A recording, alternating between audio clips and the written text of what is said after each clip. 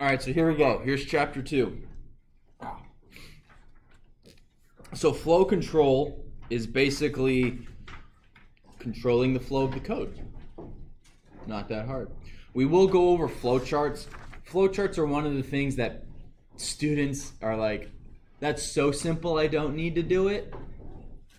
And then once you get to your video game, you're like, why didn't I do these? It's basically, it's a rough draft for your code. We are currently writing some pretty simple codes. So they're pretty simple flowcharts. But especially for your video game, you will almost assuredly want to have flowcharts. I'm not going to go into them today. I'll go into more of them tomorrow and how to draw them. And I mean, they're just boxes and you write lines of code in it. You don't even write lines of code, you write questions basically. I've just had students, they hate it and they don't do it. And then they get it. It's one more thing that you guys have to turn in, and like half you guys don't do them anyway. I think I've had one kid on a test actually write a flowchart ever. Without me like, hey guys, you should really write flowcharts on this test. I think it was one kid ever who like, okay, this is what I need to do, and then did it, as opposed to just trying to start your code. And I equate it to writing an English paper. If I just said write an English paper in 45 minutes, could you write an English paper? Yeah. Yes. Would it be the most concise, logical, or well-organized paper? No. If you take 5 minutes to write down your thoughts and go, my first paragraph is going to be this, my second paragraph is going to be this, my third paragraph is going to be this, I'm going to have this is going to be my transition between the two, and this is my thesis. Would it be at least more organized and easier to write? Probably. It'll at least be more organized for sure, right? It won't be disjointed. You won't be like, well, my first paragraph doesn't, I went on a tangent on accident, and my first paragraph doesn't match anything else in my paper. So having a flowchart, having a rough draft, just knowing basic what you're going to do helps a lot. So I will in the future have you guys write flowcharts, but for now, I kind of want to get to writing the code, which is probably not the greatest way to teach, but this is also the more fun way to do it. And since we have 13 minutes left, or 18 minutes left, I don't want to bore you guys with writing flowcharts. So anyway, so flow control is if statements. How many of you guys have like an Alexa or Siri or something like that? If you ask it a question, it evaluates what you ask, and it basically, if you go, how's the weather? It looks in what you ask, and if what you ask contains this, respond this way. So if Caleb's question contains the word weather, I'm going to execute the code that talks about the weather. If question contains Everest and height, I'm going to say the answer that the height of Everest. Does that make sense? So that's like a real life situation of if, an if statement. You guys are playing a video game. If bullet hits person, like in a video game, they respawn, right? They lose health, they get injured, whatever. The screen gets red or whatever. So if blank does blank do this. If this, then that, right? You'll hear if then statements. So if condition, then code.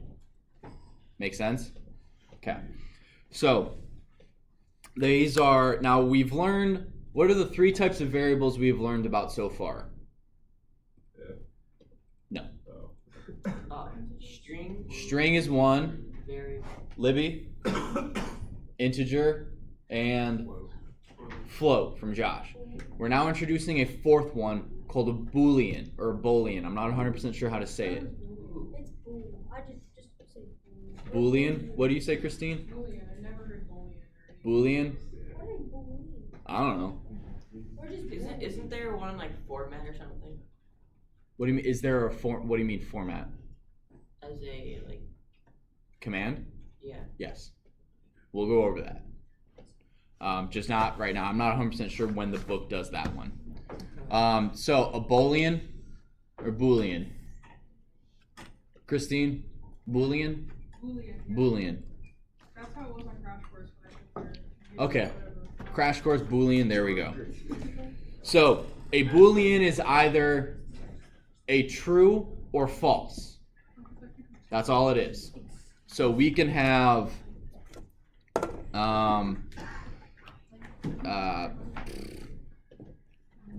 example, because I don't know what else to do, is true.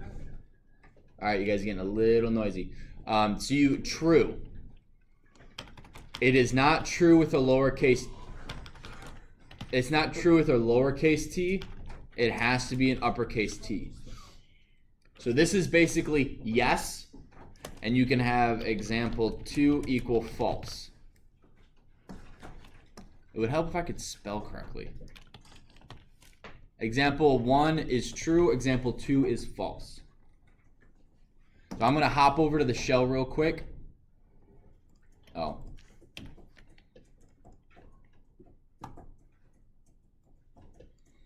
Now the reason I'm hopping over to the shell is because in the shell I can do example 1, or example is true. Example is true. Again, I cannot spell this word. Example 2 is false. Now what I can do is example equal example 2. Is this going to be yes or no? Does example equal example 2? No. So what should I get? I'm going to get false. Oh, it's either true or false when you're doing these do these things equal each other. So you can do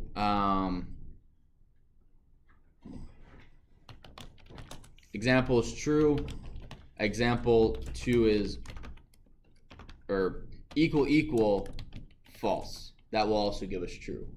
Does false equal false? Yes. So that's true. So these are Boolean, Boolean.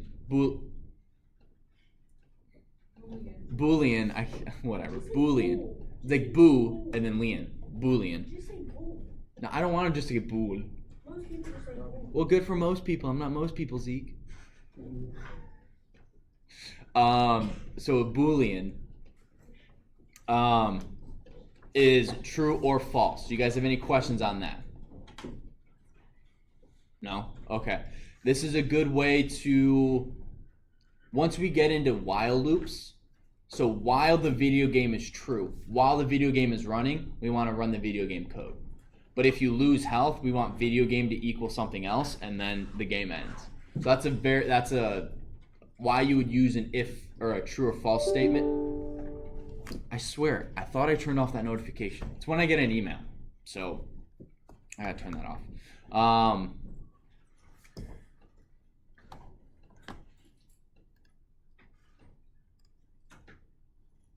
Oh, great, sound settings pops up over here. All right, I'll do that later.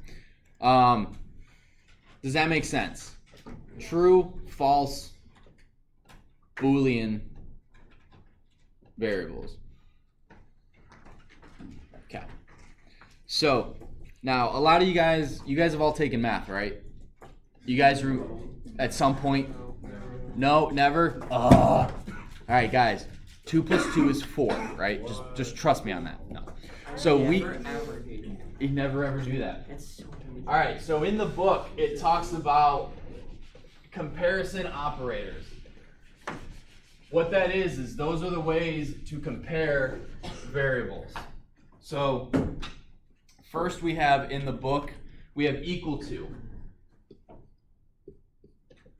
Why do you guys think, why is it 2 equal signs and not just 1? Kitan, is that your hand up or no? I thought I knew. You thought you knew? Well, what do you think? What do you think the answer is? Could it be because it's not just defining something, it's not just defining the statements? That's exactly correct, because if we have equals, we know that is x is 6. X equal is saying, does x equal 6? So this double equal sign is how you determine, does this equal that? Josh. So when you have the double equal, it's like comparing. When you have an equal, it's telling the program that this means this. Yes, this is this. Okay. X is 6. X is 6. X equal 6 is, does X equal 6? The next one is not equal to. Exclamation equals. You guys have probably seen this in life.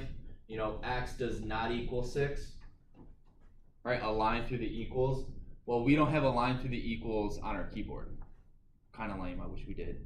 So in computing, they said exclamation point equals is the same as does not equal. So we would do if X does not equal 6. This would be false. This would be true if X is equal to 6. Make sense? Wait, so what's with the x equals 6? So if X equals 6 over here, assuming X is 6, right? Well, let's assume. Does X equal 6? Assuming X equals 6, does X equal 6? True. So then we get a true over here. Assuming X equals 6, does X not equal 6? That's a false, because X equals 6. And then we got less than. Is X less than 6? No, because it's false. It's equal to, so it's going to be false. Is X greater than 6? Well, X is unknown, so No, Assume X is 6. no, it's not great. It's not greater, right? Because this is, X would have to be 7 or more, and then this one, X would have to be 5 or less. But we do have less than or equal to. Is X less than or equal to 6? equal to. Micaiah, that true or false? X is less than or equal to 6, assuming X is 6. True. True? Yep. And then we have X is greater than or equal to 6. Nick? Yeah. Is that true?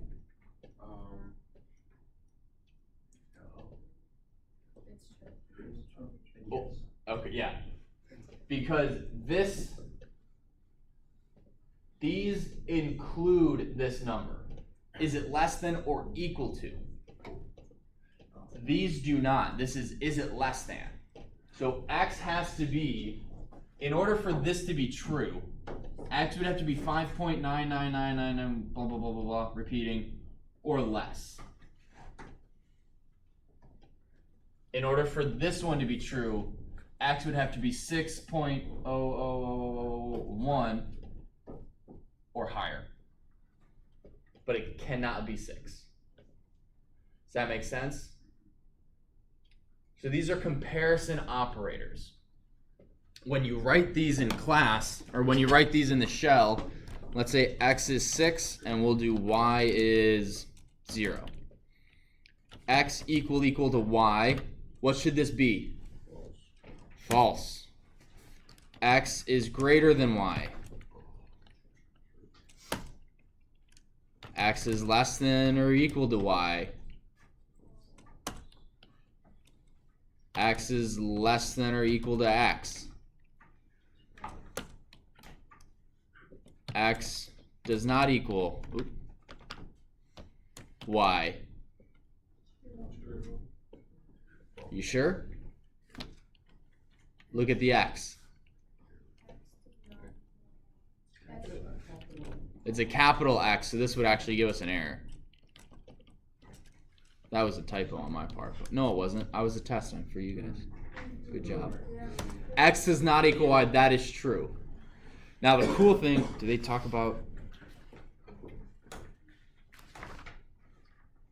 No, not yet. So what if we had, so I'm going to stop doing X's and Y's. I'm just going to do true and falses. So if we do true, is this true or false? And if I do false, False. what if I do true and false? False. Error. False. It's false. This is the equivalent of me doing x equal x and x does not equal, or x equal y. Can both of those be true? So as a group, that is wrong. That's false. That's like saying, or Josh. What if you did y equals x though, and you did x equals x, and x equals y? Then would it be true? X equal x and x equal y. Would it be true if you made y equal x though? At this point, Yeah. Or no, like what I mean is by that is like not equal, but if you on a different. oh, line. x equal y. Yeah. Yes, but I don't want to do that because then what's the point? Or no, y equals x. So if you put y in, it's x. Put a different letter. Like this? Yeah. Yeah, but then that kind of defeats the point of this exercise because then they're the same and I can't compare them. So can x be equal to y and x be equal to x? Assuming x and y are different numbers. So as a whole, that's this Boolean is false.